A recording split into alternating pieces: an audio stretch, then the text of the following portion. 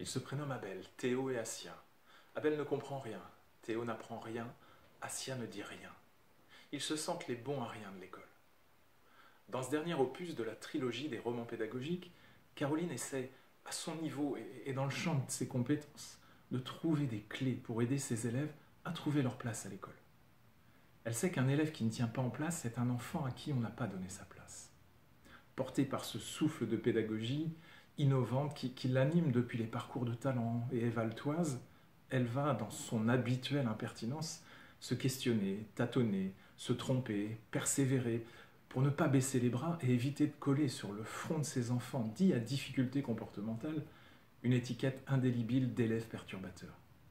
Elle va expérimenter différents outils, de la marelle des émotions à l'attentioscope jusqu'au PPRE dynamique, pour redonner à chacun sa juste place et valeur.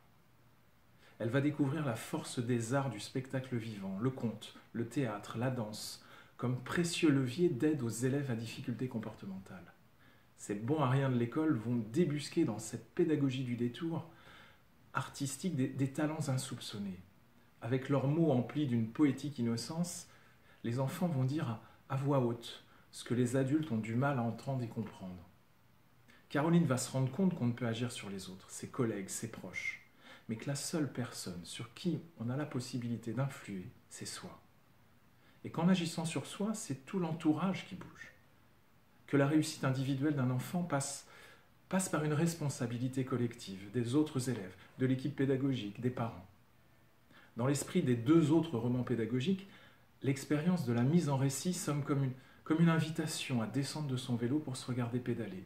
Toutes et tous, enseignants comme parents, AESH comme étudiants, tous les amoureux de la pédagogie et de l'éducation en somme, pour faire en sorte que l'école, des petits riens, devienne pour chacun, enfant comme adulte, élève comme enseignant, l'école de tous les possibles, que ces bons à rien se transforment en capables de tout.